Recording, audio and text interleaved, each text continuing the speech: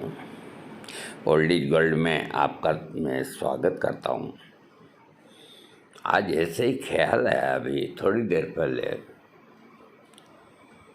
कि आप लोग सब मुझे दादू कह करके या गुरुजी कह करके संबोधित करते हैं, तो मेरी इच्छा हुई कि मैं आज आपको एक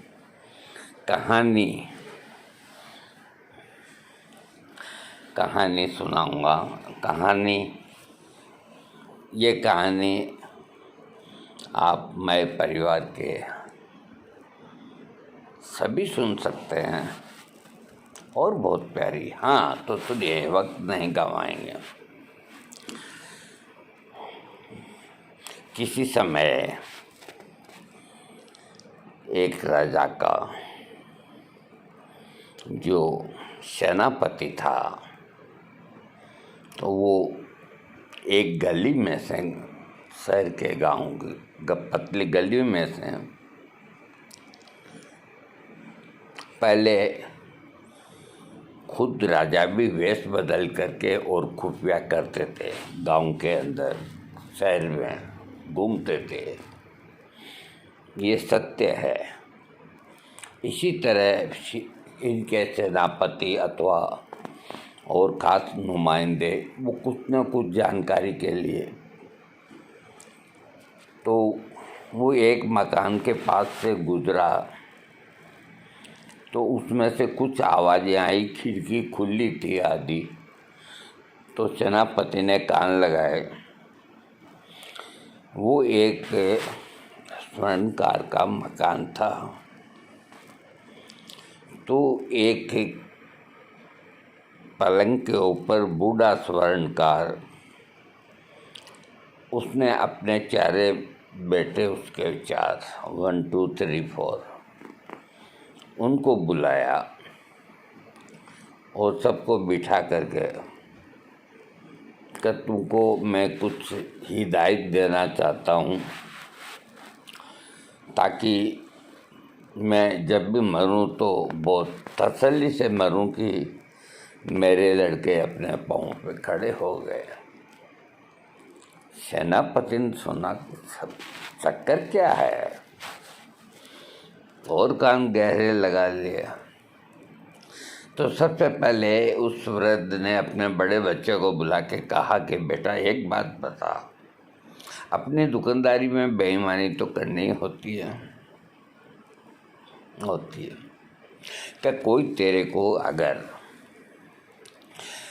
100 ग्राम सोने के कोई चीज़ बनाने के लिए दे तो उसमें कितना सोना मार सकता है। कि पिताजी, आप अंतिम अवस्था के अंदर हमसे ये सवाल कर रहे हो, इसलिए हम झूठ नहीं बोलेंगे। मैं 25% तक मार सकता हूँ और सामने वाले को खुश करके और रवाना कर दूँगा, उसे पता नहीं चल पाएगा। चलो उधर बैठ जाओ। उससे छोटे लड़के को बुलाया, बिठाया सामने।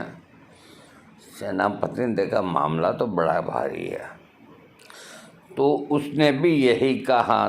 तो इस तरह जो सबसे छोटा लड़का था उसको बुलाया, यानी कि तीसरे लड़के ने यहाँ तक कह दिया कि हम रुपए में 12 नहीं खा जाएंगे हैं, बाकी और हमारी वो नहीं है, लेकिन बड़ी समस्या है। तो छोटे छोटे वाले लड़के को बुलाया। तो सेनापति ने देखा, अभी इसका भी सुन ले एक का। कि बेटा, अगर तुम्हें कोई 100 ग्राम सोना दे तो तुम उसमें कितना मार सकते हो, और मारने के साथ में ही अगले को खुश करके भेजो। तो उसने सोच के कहा कि पिताजी, मैं 100 ग्राम का 100 ग्राम ही खा जाऊंगा और अगले को इतना खुश करके भेजूंगा जिसकी याद नहीं वो हमेशा मुझको याद रखे। शाबाश, मेरा वास्तव में जो मेरी आत्मा कहती थी मेरे गुण तेरे में है, कल से काम तू संभाल बेटा, और हम अब रेस्ट करेंगे, कभी बुलावा आएगा भगवान का चले जाएंगे। सेनापति ये बात सुन करके वहाँ से फौरन खिसक गया और सीधा दरबार के अंदर गया महाराजा के पास। कहो हुक्म, आप कुछ देर के लिए फ्री है क्या? क्या? बोलो बोलो, क्या काम है सेनापति? नहीं, वैसे कोई काम तो नहीं है, लेकिन अपने राज्य के अंदर ऐसी ऐसी हस्तियाँ रहती है कि मैं अगर आपको बताऊंगा तो आप दंग रह जाएं। कि यार ऐसी हस्तियों को तो बताना चाहिए हमारे राज्य में क्या। तो उसने किस्सा सुनाया कि छोटा वाला लड़का 100 ग्राम का 100 ग्राम भी सोना खा जाएगा और अगले को खुश भी करके बेच देगा। ये कैसे हो सकता है? कि तुम एक काम करो। कहाँ? इस तरह का उनको समझा के सेनापति को राजा ने कल दरबार में लड़के को लेकर,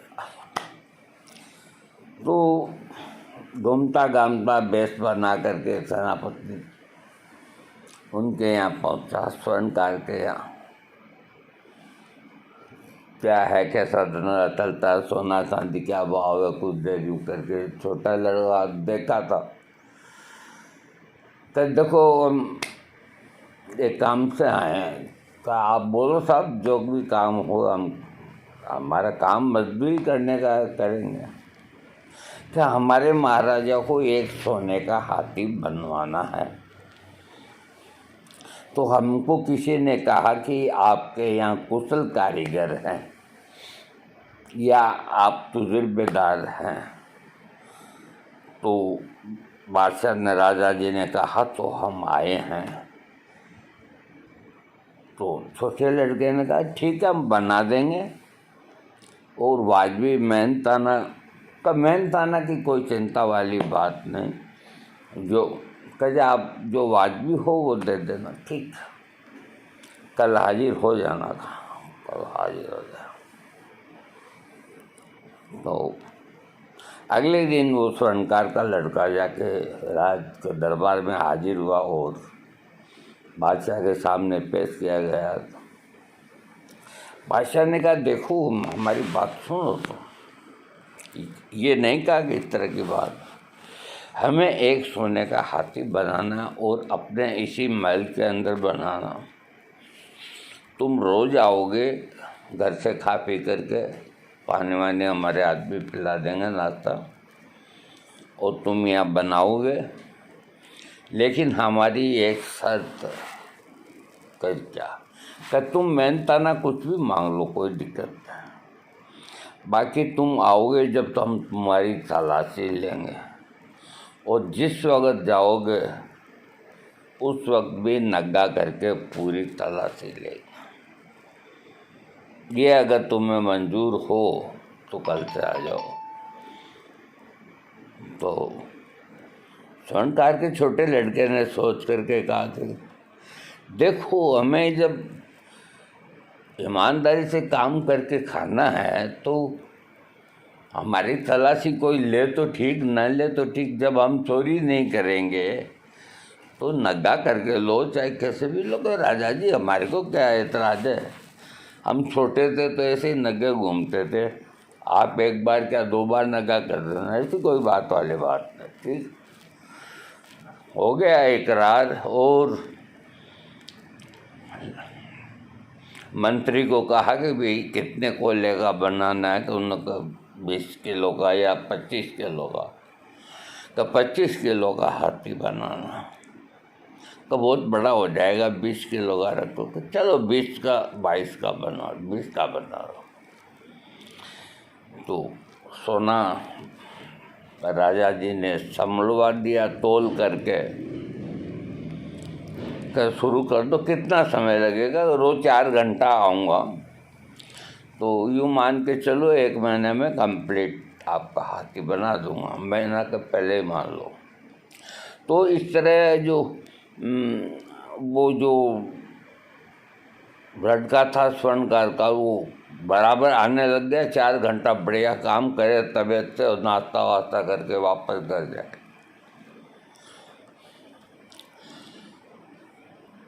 महीना 20 दिन हुआ, हाथी कंप्लीट हो गया बंद करके।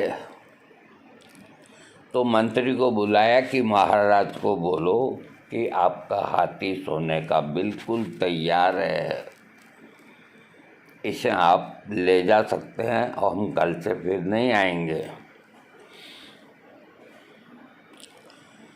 तो किसी ने जाके महाराजा से कहा, तो महाराजा गए, देखा हाथी वाकई प्योर सोने का हाथी तो प्योर ही होता है।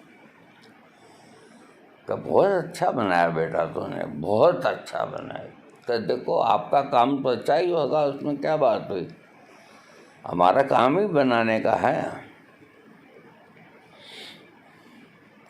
तो कहा मंत्री जी कहाँ से इस हाथी की स्थापना करनी है अब। तो कहा कि किसी पंडित को बुला के पूछा जाए कि कब इसकी स्थापना करें। हमने सोने का हाथी बनाया, 25 किलो है, 24 किलो का। तो पंडित ने कहा कि स्थापना का समय तो आज अभी है, 1 घंटे बाद ही है, लेकिन तालाब में पहले नहलाएं और उसके बाद स्थापना। राजा ने कहा सब ठीक। पूरी प्यार से बंदूकधारी इधर, चार से इधर, पूरी फौज के साथ यहाँ एक ने सिर पे रख के हाथी को, पास ही तालाब था वहाँ चले गए। साथ में स्वर्णकार का लड़का भी गया कि वे स्थापना करानी, जो इसको एक बार पानी में नहलाना तो जरूरी है, तुमने बनाया, कहाँ पानी में नहला देंगे हमारे क्या। तो तालाब के किनारे जाके वो हाथी उसके हाथ पे दिया स्वर्णकार के लड़के को, फिर जाओ जल्दी इसको नहला के और लाओ। तो उसने पानी में यूँ डाला और निकाला और लेके आ गया। सेकंड भी नहीं लगे होंगे, आ गया, वापस बिठा के गए और खूब ठाठ से स्थापना करी। स्वर्णकार के लड़के को बुलाया और उसको पूरी तनख्वाह दी। बादशाह ने कहा कि हमें बहुत खुशी है। क्या खुशी ये है कि मरते हुए बाप को साले तुम जैसे लड़के ने जो वचन दिया वो वचन पूरा नहीं किया, इतने आराम खोर हो तुम। तो नहीं, हमने उसको ऐसा कोई गलत काम नहीं किया। तो देखो तुमने ये बात अपने पिताजी को कही नहीं थी कि मैं कोई 100 ग्राम सोना गहना बनाने के लिए देगा तो मैं पूरा का पूरा खा जाऊंगा। हाँ कहा था बादशाह चक्कर के अंदर कहा था। लेकिन ये हाथी सोने का हमने बनाया और तेरे को पूरा 25 किलो गोल्ड दिया। ये पूरा 25 किलो है रे हमारे पास है। अब क्या जवाब है तुम्हारे पास।